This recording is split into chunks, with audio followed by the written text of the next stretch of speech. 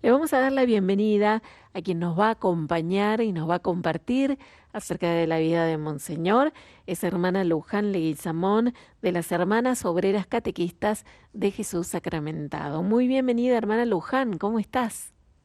Hola, buen día. Muchísimas gracias por la invitación a poder compartir esta celebración de la Arquidiócesis de Mendoza y sobre todo la figura de nuestro fundador y primer obispo. Que está también próximamente, van a estar recordando un nuevo aniversario de su nacimiento, ¿verdad? La congregación fue fundada el 15 de agosto de 1937, o sea que este año estaríamos cumpliendo 87 años y bueno, compartimos la alegría, sí, nos sentimos muy identificadas con este jubileo de la diócesis que está cumpliendo 90 años, o sea que nuestra familia religiosa nace prácticamente con la arquidiócesis, ¿sí? Claro. Eh, Están preparándose de manera especial también desde la Arquidiócesis de Mendoza. Sabemos que hay un lema muy bonito que de alguna manera va reflejando también, hablando de el primer obispo, de Monseñor José Aníbal, lo que ha sido su propia vida también. Exactamente, el lema de este jubileo es todos llamados, todos enviados, todos celebrando. Sí, se identifica, se ha hecho una parte más vocacional en la primera parte, ahora estamos preparando en este fin de semana, es la misión diocesana, donde se ha invitado a jóvenes y adultos también de toda la arquidiócesis para hacer una hermosa misión en conjunto. Y este 20 se celebra la Santa Misa en acción de gracias por los 90 años de la arquidiócesis. Y sí, nos sentimos también que la vida de Monseñor eh, ha encarnado también un poco este lema por la vocación que él recibió desde su bautismo, por el envío y su impronta misionera también para la arquidiócesis y por todas las devociones y sobre todo la devoción a la Eucaristía que nos dejó como herencia. Claro. Así que, bueno, así que le cuento un poquito. Él nació en el año 1877, hijo de padres españoles. Una de sus virtudes es que siempre guardó mucho amor a su tierra, eh, tanto a la madre patria, a la tierra de sus padres, de donde vino y donde también él habitó por varios años, y también a esta tierra mendocina. Él nació en la finca del Pino, eh, en la ciudad de Las Heras, aquí en Mendoza, un lugar muy hermoso y que él guardará en su corazón de tal manera que un pino característico histórico en el cual se dice que pasó el general San Martín por ese lugar y que se refugió en ese lugar con sus soldados, ese pino figura en su escudo episcopal que acaban de compartir ahí en imágenes, figura ese escudo, ese pino con el fondo de las montañas como señal de su amor por su tierra. Ahí está. Mm. El escudo dice un poco de todo lo que fue, de lo que fueron sus amores, ¿no? La Santísima Eucaristía está arriba a la izquierda, la Virgen María, cuya señal está a la derecha, Mm. San José abajo con el fondo celeste y bueno, su tierra, sus raíces, su familia. Siempre amó mucho a su familia, de tal manera que encontramos incluso en sus libretas, en sus escritos, eh, pedidos al Señor. Si me permiten, le voy a leer Sí. un texto que refleja de él el amor por su familia. Señor, cuán estrechos y firmes son los lazos de la mutua gratitud que tú bendices. Ellos llevan el sello a pesar del barro de nuestros corazones y de la voluntad tornadiza de los hombres. Bendice, Señor, estos vínculos que son el puntal y el estímulo en nuestra vida. Mm. Hermoso. Mm. Una familia, hermana, bueno, estímulo y puntal también para su fe. Fue así donde empezó a gestar su amor al Señor. Sí, exactamente. Él es el quinto de 9 hermanos, como les comentaba, hijo de padres españoles, una familia de profunda fe. José Aníbal fue bautizado eh, un 30 de mayo de 1877 y su familia lo educó desde muy pequeño, al igual que a sus otros hijos, en la fe. De hecho, dos de los hermanos se consagraron al Señor, él que llegó a ser obispo, y su hermana Rosa, que también fue religiosa en el monasterio de María de Mendoza. ¿Sí? Mm. Así que desde pequeño, animado por su familia, él vivió una espiritualidad muy fuerte. Conservamos acá en nuestro museo, perdón, conservamos una libreta donde están sus escritos desde la juventud, aproximadamente a los 16 años. Él hacía un plan de vida en el cual hacía numerosos compromisos de servir al Señor, y uno lee sus Ujú. libretas, que les quería compartir un pedacito, Bien. y ya despunta la figura de un santo, ¿no? Él decía a los 16 años: procuraré durante el día ponerme en la presencia de Dios y encomendarme a Él, a la Virgen Santísima, al ángel custodio y a los santos de mi devoción conjaculatorias. Cuando oiga alguna blasfemia, diré una oración de desagravio según sea la blasfemia. Procuraré cumplir mis obligaciones con prontitud. Cuando el reloj dé la hora, diré el Ave María. Por la mañana, al mediodía y por la noche diré el Ángelus. Cada día diré el Santo Rosario. Todo cuanto haga durante el día lo haré a la mayor gloria de Dios, y siempre de hacer cualquier cosa pensaré si en aquello puedo servir a Dios. Mm. Y así continúa escribiendo sus buenos propósitos y sus deseos de amar a Dios. ¿Sí? Qué regalo enorme pensaba hermana conservar esa libreta. Qué, qué tesoro. La conservamos aquí en nuestro museo, y bueno, la verdad que es una fuente de espiritualidad para cada uno de nosotros. La verdad que sí. Con 16 años un programa de tanta madurez y profundidad espiritual. ¿Sí? Y suma poesías, oraciones, hay oraciones de desagravio al Santísimo Sacramento, oraciones a la Virgen, bueno, una belleza todo lo que él escribe, y copia también, recopila poemas y oraciones. Mm. Eh, Así que pensar en un adolescente con esa espiritualidad ya nos dice mucho de lo que va a ser él a futuro también, ¿sí? Totalmente. ¿Y cómo fue siguiendo entonces su camino? Bueno, él desde muy joven le planteó a sus padres el deseo de ser sacerdote. Sus padres, su papá sobre todo, Francisco Verdaguer, le pide que termine sus estudios secundarios como un tiempo de preparación. En ese tiempo su familia tiene que viajar a España, vuelven a vivir por varios años allá, hasta el año 1899, donde él se forma en el colegio secundario con los hermanos maristas. Él adquiere ahí un gran amor por los hermanos maristas. De hecho, él va a ser el fundador del Colegio San José de los Maristas de Mendoza. Mm. Cuando él sea sacerdote, viaja a España y allá se contacta con los hermanos maristas para pedirles que vengan a Mendoza, y gracias a eso se funda un colegio muy importante de aquí de Mendoza, el San José de los Hermanos Maristas, donde también se lo reconoce como fundador. Ujú.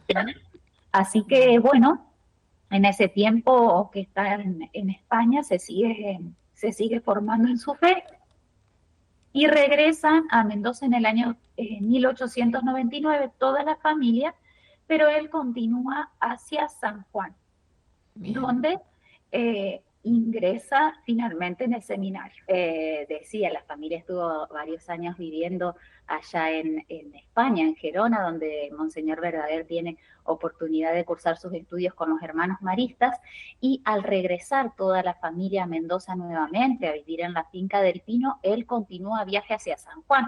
En aquel momento la diócesis, o sea, como sabemos, no existía todavía la arquidiócesis de Mendoza, sino que éramos parte de la diócesis de San Juan. Se fue a formar en el seminario, donde también se destaca, vamos a decir, por su piedad, por su amor, por su generosidad eh, en el estudio, y ya se va perfilando también ese sacerdote tan entregado que vamos a conocer eh, una vez ordenado. Bueno, recibe las órdenes menores en el año 1899 y en el 1901 es ordenado sacerdote. Mm. A partir de ahí, Monseñor Verdaguer va a tener muy diversos apostolados, que si quisiéramos detallar, bueno, Ujú. fue capellán de hospitales, acompañó congregaciones religiosas, ya como capellano, como confesor, fue también capellán de un asilo de huérfanos, y bueno, los testimonios nos cuentan sobre todo acerca de su piedad y de su amor a los pobres, de su caridad.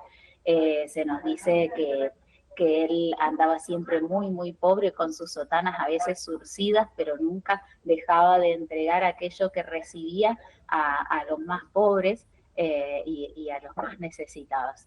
Eh, e incluso cuando por ahí se decía, bueno, pero tal vez es para vino, bueno, igual es caridad, decía él, ¿no?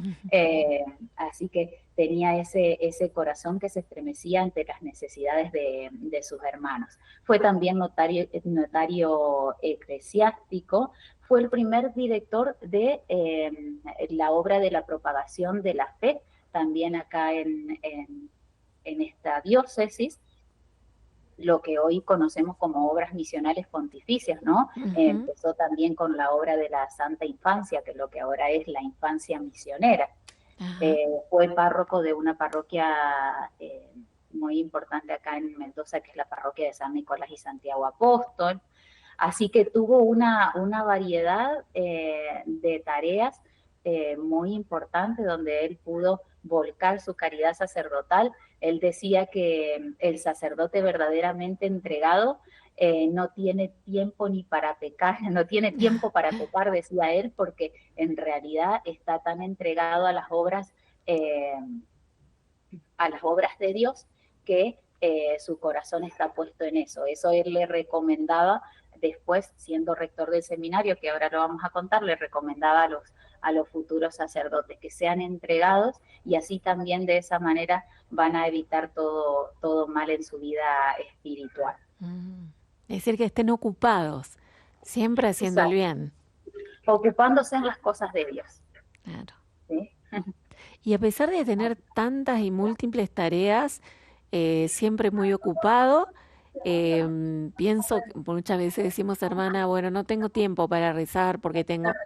No, su alimento, por supuesto, como bien nos decías, era Jesús Eucaristía y a la vez tiempo para entregarse a los pobres, a los más necesitados. Tal cual, se va a detallar después, los testimonios nos dicen que ya desde muy joven sacerdote, él se entregaba muchas horas a la adoración eucarística. eh, en la capilla del seminario, decían, era el escenario de su piedad eucarística, donde pasaba mucho tiempo. El jueves santo, dicen, dedicaba día y noche a estar acompañando al Señor. Así que, y después nos va a dejar esa piedad eucarística como herencia, tanto a la diócesis naciente, a nuestra familia religiosa que tiene una espiritualidad eucarística, y también escribe una bellísima carta pastoral. Bueno, lo vamos a contar un poquito más para seguir el orden Ujú. en su faceta de obispo, pero esa piedad eucarística lo va a acompañar desde siempre, lo decíamos recién con respecto a su escudo episcopal, donde él plasma ese amor a Jesús de Eucaristía en una imagen. Bien, siendo sacerdote, entonces se caracterizaba desde ya, ¿no? Por esta entrega, por esta caridad, por este estar ocupado y me imagino que también a quienes él formaba, que recién nos hablabas de los seminaristas, lo verían como un padre, un verdadero padre. Tal cual, esa es exactamente la palabra que usan, la palabra que dicen los testimonios. Él más que un rector era para nosotros un padre, siempre atentos a las necesidades, sobre todo a las necesidades de aquellos seminaristas que por ahí eran un poco, que eran más pobres o que estaban más solos, pero siempre atendiéndolos y preocupándose, incluso dicen que se levantaba por las noches para fijarse si estaban todos bien tapados, hasta ese punto dice que él daba vueltas por las habitaciones para ver que estuvieran todos bien y siempre atento tanto a su vida espiritual como material. Así que se lo recuerda así en el seminario de Mendoza, más que como un rector, como un padre. Y bueno, por supuesto que también cuando fue el primer obispo de Mendoza tuvo como uno de sus sueños que por su fallecimiento prematuro, digamos, no se llegó a concretar, pero uno de sus sueños era poder tener el seminario muy pronto aquí en Mendoza, tal es así que no teniendo ni siquiera él casa para residir, porque él residió en la casa de su hermano, en la diócesis naciente no había casa para el obispo, y sin embargo él estaba preocupado de poder tener un seminario y en conjunto con su familia habían decidido donar esa finca del Pino donde ellos habían crecido para poder fundar el seminario. Eso finalmente no se pudo dar porque él falleció. Antes que eso había adquirido una pequeña casita que es donde hoy se encuentra la casa madre de nuestra congregación, que tampoco sirvió, digamos, por el tamaño para poder lograr tener el seminario, pero bueno, ahí fue donde nació nuestra casa. Es decir, siempre estuvo en su corazón el amor a los seminaristas, a los futuros sacerdotes, el deseo de formar a los ministros de Dios y bueno, y esta faceta más que nada de padre con respecto a ellos. Hermana, ¿y cuándo es el momento en que llega la fundación de la orden a la que perteneces? Bien, la fundación ya la va a hacer Monseñor una vez que es obispo, Ah, ¿sí? bien. No me quiero adelantar, sigamos con la historia cronológica. Otra faceta que quería destacar de Monseñor Verdaguer es su faceta de historiador. Pero fíjese que él no toma esto de ser historiador ni como un hobby, ni como una tarea extra, ni como algo fuera de su ministerio, sino que para él es parte. A ver si encuentro un texto, le quiero leer lo que él piensa de la historia, ¿no? Él ama la historia, como decíamos, ama sus raíces, la tierra española, la tierra argentina, y busca dar a conocer nuestras raíces para que a través de ella podamos también amar a Dios. Él decía,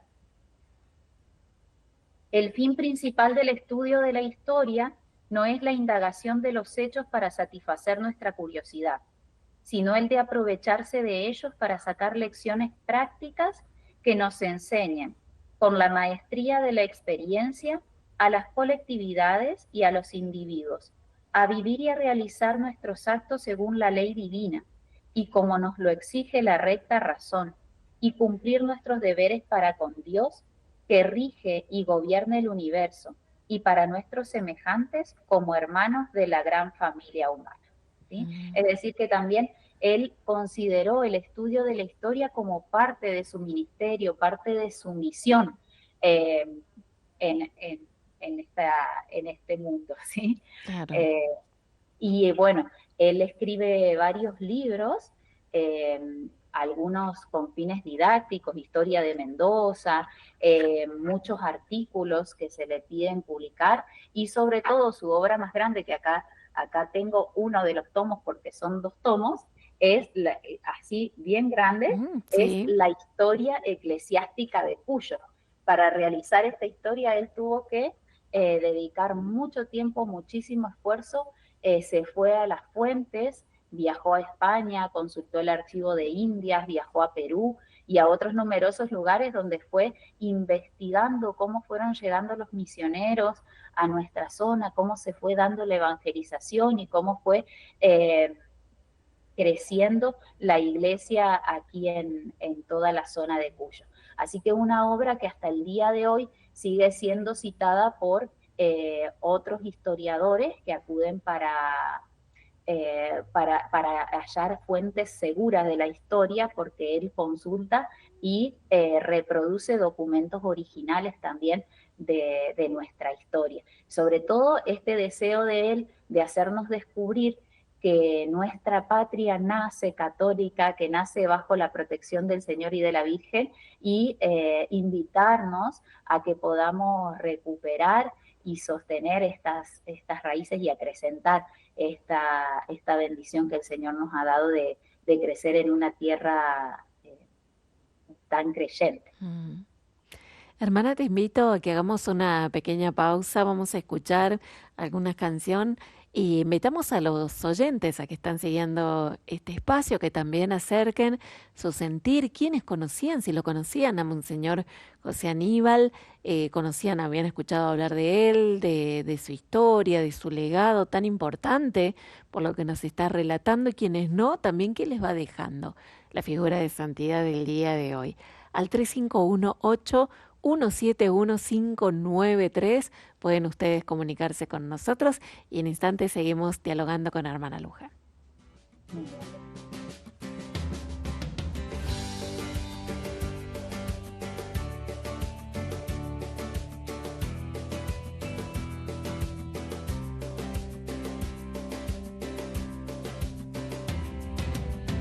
Somos un pueblo de bautizados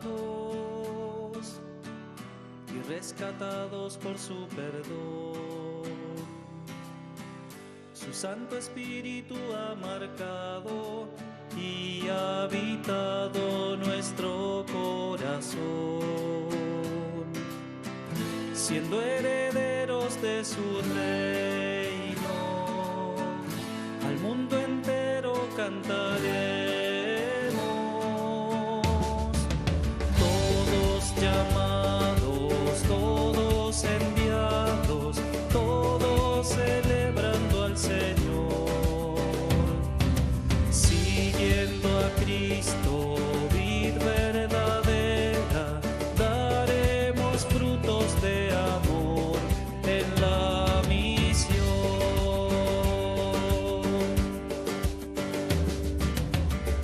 Nuestro horizonte es Cristo vivo, la cruz, sendero y redención.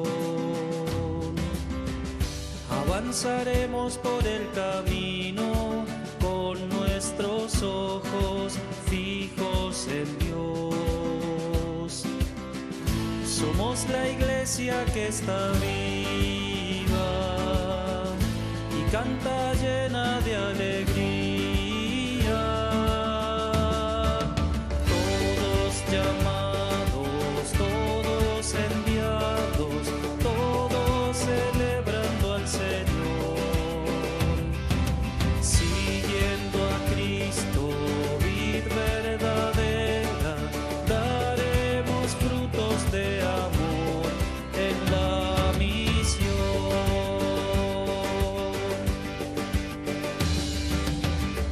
Junto a la Virgen del Rosario, serviremos al Señor. En cada vida, en cada humano, en pobres y hermanos sedientos de Dios. María, Madre, es nuestra guía, como una estrella que ilumina. Todos llamados, todos enviados, todos celebrando al Señor, siguiendo a Cristo, vid verdadera, daremos frutos de amor en la misión.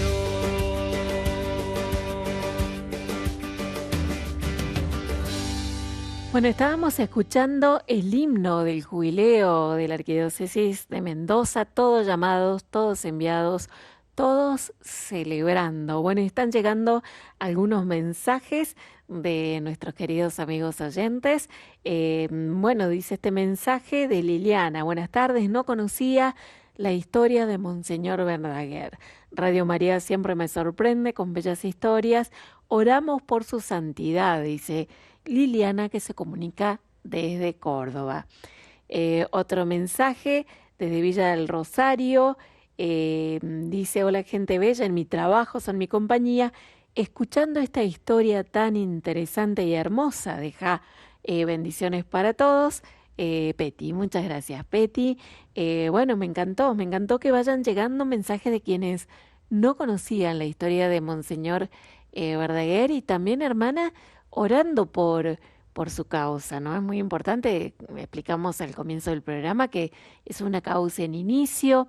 El Señor tiene sus tiempos, la Iglesia también va trabajando en esto, me imagino que muchos hermanos también, pero lo principal es rezar y que se difunda la vida de Monseñor, tanta riqueza que estamos conociendo ahora. Exacto, sí, estamos en la fase diocesana, es decir, que lo que hay que hacer es dar a conocer su vida. Hay una oración autorizada que se las voy a compartir al final, Bien. por la cual podemos rezar pidiéndole alguna gracia a Monseñor Verdaguer, al Señor, por supuesto, por intercesión de Monseñor Verdaguer, y comunicarnos con la congregación si recibimos esas gracias, para ir juntando también los testimonios.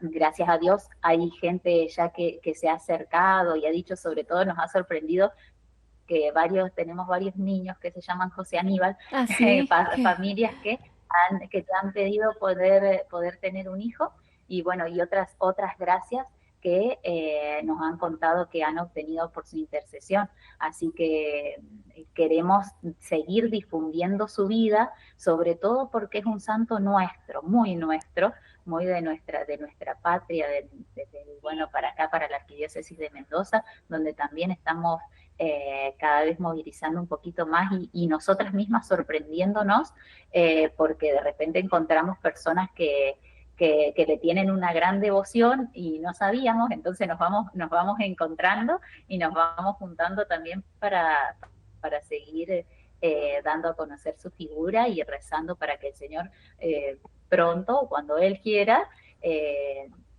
nos regale la gracia de poder tener otro santo argentino. que así sea, hermana Luján.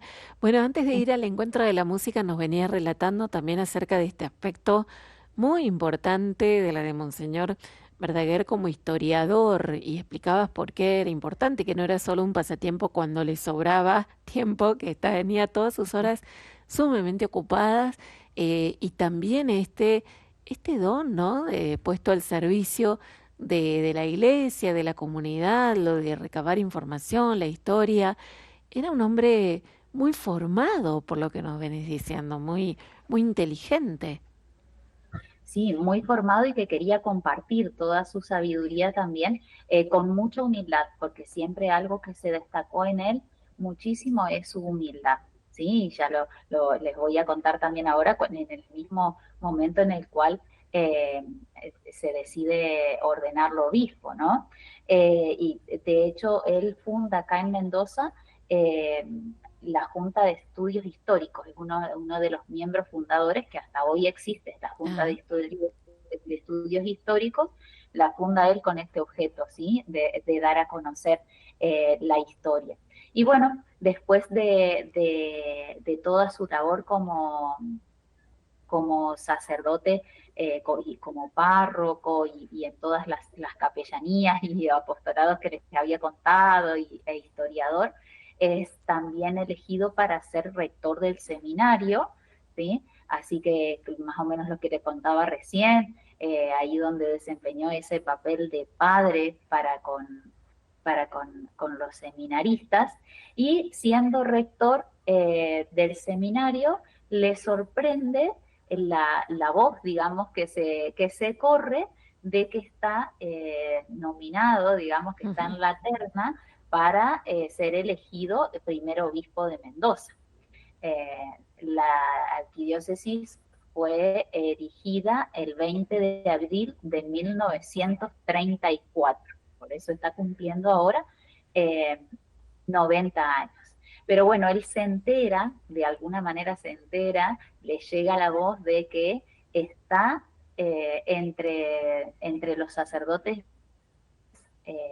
elegidos para poder ser obispo de la diócesis, y entonces le escribe una carta al nuncio apostólico suplicándole, dice textualmente su carta, dice: le quiero suplicar con todas las venas de mi corazón que me libre de tremenda carga superior a mis fuerzas, ¿no? Con toda humildad, él se dirige a pedir, por favor, no ser nombrado obispo.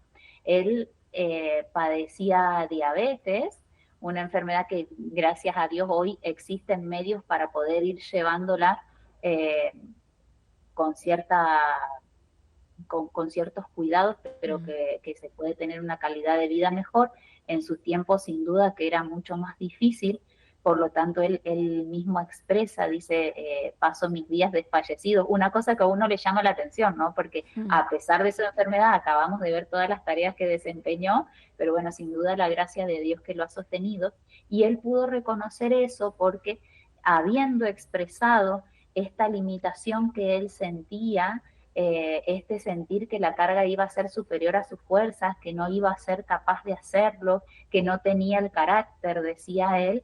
Sin embargo, se le responde que va a ser nombrado obispo de Mendoza, ha sido el elegido, y él, con toda obediencia y humildad, acepta aquello que la iglesia le encomienda, y entonces él se encomienda al Señor con las palabras de San Pablo: todo lo puedo en aquel que me conforta.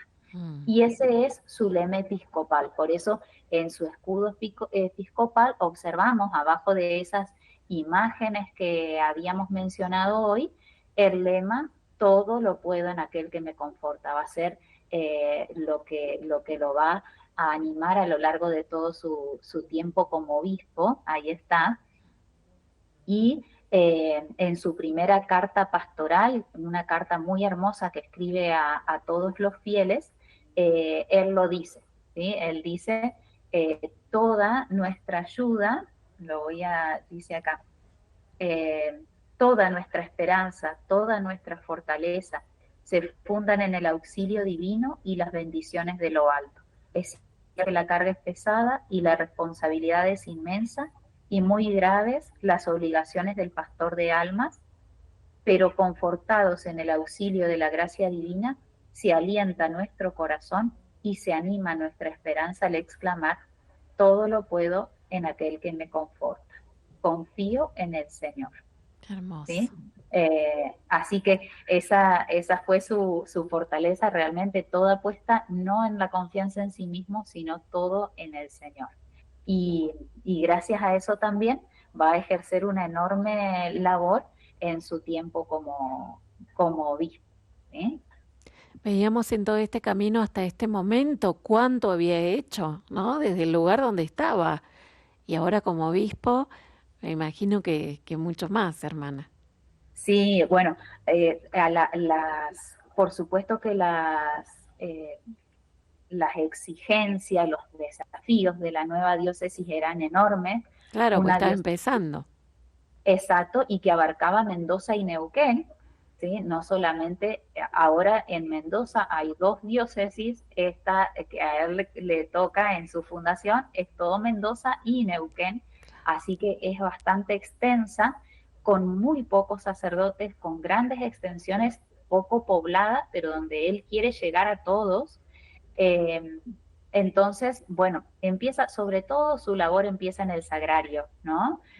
Dicen que pasaba muchas horas pidiéndole a Dios que le ayudara a responder a las necesidades de esta diócesis, y por supuesto también poniendo las manos a la obra. Fue en ese tiempo también cuando en 1935 comienza la fundación de la congregación, ¿sí? Así Ujú. que eh, apenas empieza su tiempo de obispo, ya comienza con la fundación. Nuestra congregación fue inspirada por un sacerdote agustino, asuncionista, que estaba en Buenos Aires, el padre José Moró. Él pide a su congregación religiosa poder fundar una congregación y no es autorizado, sino que le mandan trasladarse hacia Chile. En este camino de obediencia en el que él obedece a sus superiores y desiste de fundar la congregación, pasa por Mendoza, se entrevista con Monseñor Verdaguer y le cuenta lo que le ha pasado, ¿no? Mm. Monseñor Verdaguer ve en este deseo del padre José Moró una respuesta a sus oraciones. Entonces, inmediatamente accede a poder recibir él a nuestras madres fundadoras, Madre María Teresa y Madre María Elena, que ya estaban viviendo su consagración, o sea, se estaban preparando, se estaban viviendo como religiosas en Buenos Aires. Le decían el pequeño conventito, la casita de la Madre Teresa, donde ellos eh, habitaban, y entonces Monseñor las recibe y comienza con la fundación acá. Las acompaña en todo momento, fue el que les encarga las primeras misiones, por eso la vida de nuestras primeras hermanas, toda la tarea de nuestras fundadoras, se desarrolló prácticamente recorriendo la arquidiócesis de Mendoza, eh, compartiendo el Evangelio, dando catequesis, preparando a niños, jóvenes, adultos para recibir los sacramentos. Entonces, Monseñor Verdaguer inmediatamente también junto con Madre María Teresa, nuestra fundadora, eh, se dedican a terminar de redactar las constituciones que ella había comenzado a escribir y a poder gestionar en la Santa Sede la autorización para esta fundación, ¿sí? Así que en todo momento Monseñor Verdaguer estuvo apoyando, estuvo acompañando, incluso en los momentos, porque fundar una congregación no es para nada fácil, y la respuesta de Roma se retrasaba. Nos cuenta nuestra Madre María Elena, la cofundadora, que se hacía un poco difícil continuar sin una respuesta de Roma. En un momento Madre María Teresa le dice a Monseñor, bueno, Monseñor, no tenemos respuesta, ¿qué hacemos? ¿Seguimos o no seguimos? Si a usted le parece, dejamos todo acá. Y Monseñor le dice no. Las hermanas dicen que miró así como a lo lejos y dijo, las hermanas irán de dos en dos por todo el mundo enseñando el catecismo. O sea que Ah, ese es el legado que también nos dejó a nosotras, Monseñor, este deseo de que vayamos a todo el mundo para, eh, para anunciar el Evangelio. Él como obispo, podemos decir que amó la catequesis, escribe también una carta pastoral sobre la catequesis, animando a que pueda este ministerio desarrollarse, valorarse cada vez más en nuestra arquidiócesis. Eh, Así que él volcó también su piedad y su deseo de evangelizar en nuestra familia religiosa. y de Nos hecho, hermana, el nombre de la congregación refleja de alguna manera los pilares, la vida de Monseñor. Bueno, a la Madre Teresa no hemos tenido oportunidad de conocer su historia, pero el caso de Obreras nos habla de, como él, un trabajo permanente, todas las horas ocupadas, como él decía. Catequistas, porque era esa mirada hacia el futuro, ir a enseñar el catecismo y, bueno, su amor a Jesús Eucaristía, un legado también para ustedes. Exactamente, es verdaderamente el Señor, bueno, que es providente, reunió a Madre María Teresa, que ya traía en sí, ella misma este amor a la Eucaristía, este deseo de evangelizar, y bueno, los unió a nuestros fundadores para poder realizar esta tarea. De hecho, mira, acá tengo detrás mío los ornamentos de Monseñor, confeccionados por nuestra Madre María Teresa también, así que Ah, está esa en hermana en el este lugar museo, le como contamos a quienes están escuchando por la radio, que no estén siguiendo la transmisión, estás ubicada en el museo donde tienen todos los elementos de Monseñor José Aníbal. Exacto, acá me puse que se vieran los ornamentos, después en el resto del museo tenemos algunos elementos de él, elementos litúrgicos, tenemos su sede episcopal, eh, bueno, varias cositas de él, pero bueno, quise ponerme acá que se vieran sus ornamentos. El de adelante, no sé si se alcanza a ver, el que está bordado lo confeccionó su hermana religiosa y el resto los adaptó Madre María Teresa. También como signo de la pobreza de Monseñor Verdaguer podemos contar que Mm. estos ornamentos Monseñor le pidió a Madre María Teresa que reciclara, vamos a decir, que arreglara unos que había en la parroquia San Nicolás para que él pudiera tener sus ornamentos para celebrar la misa cada día. Monseñor Verdaguer era muy pequeño de tamaño, menudito, así que la Madre Teresa les achicó esos ornamentos y se los dejó muy bonitos para que él pudiera celebrar acá en la diócesis. Qué impresionante. Bueno, otro aspecto más que habla de su gran humildad como persona, ¿no? Quien lo veía, tal vez no podía imaginarse, bueno, todo esto y un hombre tan formado, obispo, sin embargo, hasta en estos detalles, ¿no? Que nos está relatando de sus ornamentos, siempre buscando, bueno, desde la pobreza y la sencillez también servir. Exacto. Y desde esa pobreza y sencillez llevó su amor a toda la diócesis porque esa sencillez y esa humildad no le impidió ser sumamente misionero. Él acompañaba a nuestras madres a las misiones. Nos cuentan las madres que siempre se aparecía en algún momento para ver cómo le iba, o si él no iba, las madres cuando llegaban le iban a contar y él estaba siempre atento. Eh, incluso él, como les contaba, padecía diabetes. En sus últimos años le tuvieron que amputar una pierna y él, que como decíamos siempre tenía mucho contacto con su familia, se fue incluso a una de las misiones que estaban haciendo las madres y como no podía llegar hasta el lugar caminando, sus sobrinos lo llevaban, hacían la sillita de oro y lo llevaban alzado para que pudiera llegar a compartir la misión con las hermanas. Así que Qué hermoso.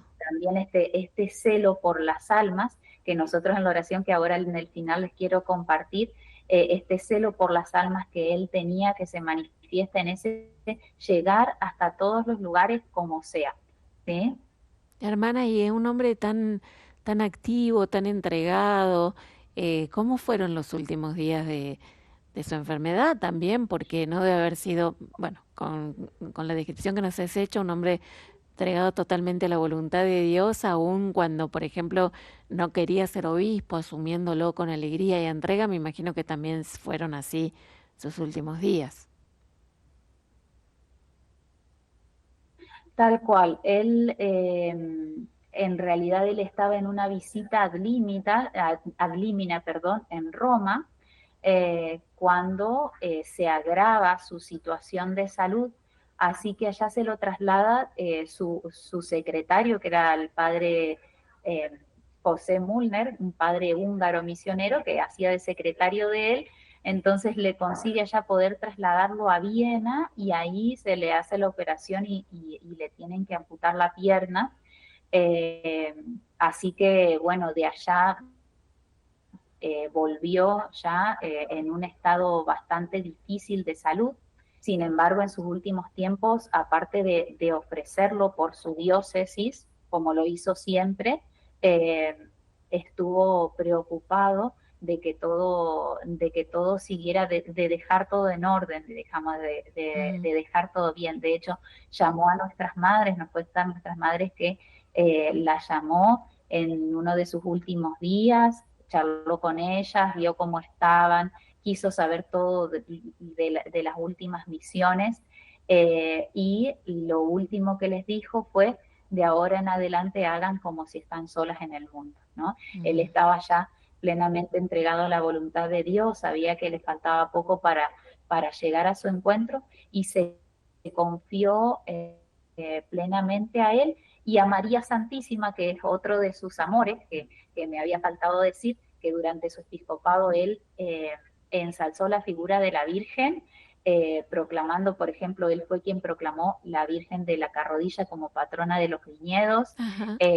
también proclamó a la Virgen del Buen Viaje, que como patrona del turismo, del automóvil club y de varios otros aspectos de la vida de la diócesis. Eh, y escribió una oración a la Virgen de Luján, así que sin duda que acompañado de Jesús y de María, su gran amor, él se preparó en el último tiempo y así apaciblemente falleció, entregó su espíritu al Señor en fama de santidad, porque todos los Mm. testimonios que se han dado posteriormente nos sorprende de repente leer incluso los artículos de la prensa de su tiempo, donde se lo nombra como un santo, ¿no? Es por eso que queremos rescatar tanto esta figura, porque después de su muerte tal vez no se le ha dado el realce que, que ¿Qué merecía, ¿no? merece? Para su funeral entiendo, hermana, que fue muchísima gente, una multitud verdaderamente. Mucha gente, realmente mucha gente. Eh, qué lástima le hubiera, no me di cuenta de pasarle las fotos antes, porque tenemos algunas fotos de su funeral.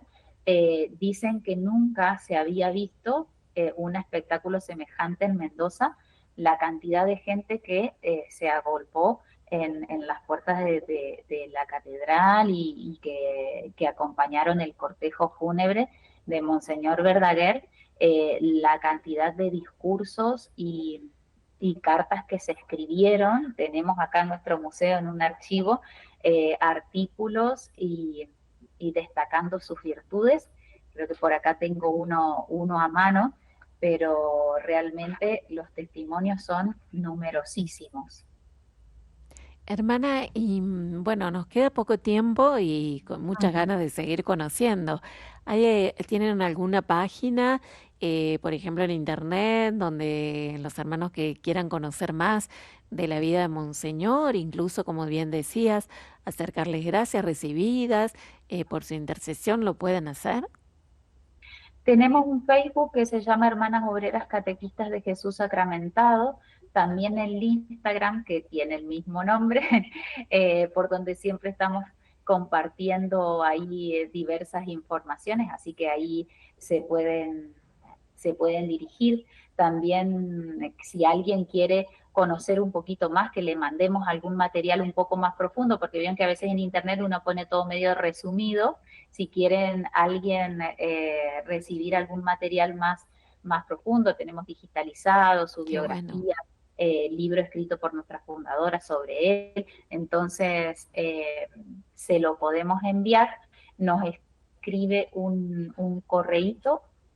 A ver, acá tengo el correo, que les compartiría el correo de nuestra madre general, que es muy sencillo, hlilianadejesus@gmail.com, ¿sí? Bien, Liliana de Jesús, @gmail.com, el nombre de la Madre General. Bien, antes de que nos despidamos con la oración, hermana, para pedir la intercesión de Monseñor y con la canción también homenaje a él, que va a cerrar este espacio, quiero acercarte a otros mensajes que van llegando, de quienes están compartiendo con nosotros.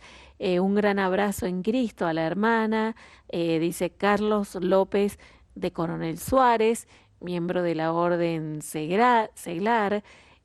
Sandra, de América, dice, no conocía la vida de Monseñor, felicito a la hermana que bien lo relata, con cuánto amor transmite la figura de Monseñor. Dice Sandra, qué linda la historia de Monseñor José Aníbal Verdaguer, un gran misionero que puso en práctica la iglesia en salida. Es el mensaje de Gonzalo, que también se llega, ¿no? Felicitaciones a la hermana, no conocía la historia, muchas gracias por compartirla, dice Norma desde Entre Ríos. Bueno, muchos de nosotros, la verdad que si bien hace algún tiempo, hermana, tuvimos oportunidad también de compartir en este mismo espacio la vida de Monseñor. Bueno, como siempre van quedando anécdotas, aspectos de su vida, porque una vida tan rica y tan fecunda que siempre hay oportunidad de seguir profundizando y conociendo y de seguirnos sorprendiendo y dando gracias a Dios por la obra de este gran hombre de Dios que tanto hizo por la iglesia. Exactamente, sí, la verdad que tendríamos muchísimo más Mm. por compartir, pero bueno, mejor que quede para otra oportunidad que nos podamos volver a encontrar. Seguro, seguro, hermana, nos vamos a despedir entonces con la oración. Muy bien, en el nombre del Padre, y del Hijo, y del Espíritu Santo. Amén. Dios y Padre Providente, ante tu amado Hijo Jesucristo, presente en el Santísimo Sacramento del altar, y por la intercesión de la Virgen Inmaculada y Madre de Dios, te damos gracias porque dispusiste que tu Hijo José Aníbal fuera el primer obispo de tu iglesia en Mendoza y fundador de una congregación religiosa. Tú le concediste un gran amor a la iglesia, celo apostólico, una vida pobre, humilde y entregada, que fueron reflejo de su lema: todo lo puedo en aquel que me conforta. Otórganos por su intercesión, si es tu voluntad, la gracia que imploramos. Y cada uno puede pedir la gracia que desea, con la esperanza de que sea pronto incluido en el número de tus siervos. Te lo pedimos por Cristo nuestro Señor. Amén. Amén, amén. Hermana Luján, gracias, muchísimas gracias. Comparto totalmente lo que dice nuestro oyente, cómo nos ha sido sumergiendo en la vida, en esta gran vida de santidad de Monseñor José Aníbal Verdaguer. Bueno, muchas felicidades en este tiempo de jubileo para la Arquidiócesis de Mendoza, en un nuevo aniversario del nacimiento de Monseñor, en este año de celebración también para Sí. ustedes como congregación, así que creo que es una enorme acción de gracias con la que queremos despedirte hoy por haber dedicado este tiempo para con la audiencia de Radio María también. Tal cual, y muchas gracias a ustedes por la invitación, por acordarse siempre de nosotras y por darnos la oportunidad también de compartir nuestro carisma y la figura de nuestros fundadores que realmente nos son muy queridos y, y queremos realmente poder compartir esta gracia que el Señor nos regala en nuestra propia tierra. Un abrazo y hasta cualquier momento, un cariño a toda la comunidad de las hermanas. Muchas bendiciones, muchas bendiciones. Gracias. Muy bien, hermosa historia de santidad, también hoy la que hemos compartido y nos vamos preparando para la oración del Rosario. Nos despedimos de este espacio, historias de santidad con la figura de Monseñor José Aníbal Verdaguer, primer obispo de Mendoza cuya causa se ha iniciado en fase diocesana con esta canción homenaje en su memoria. Lo puedo en aquel que me conforta, todo lo puedo en aquel que me sostiene, mi Dios.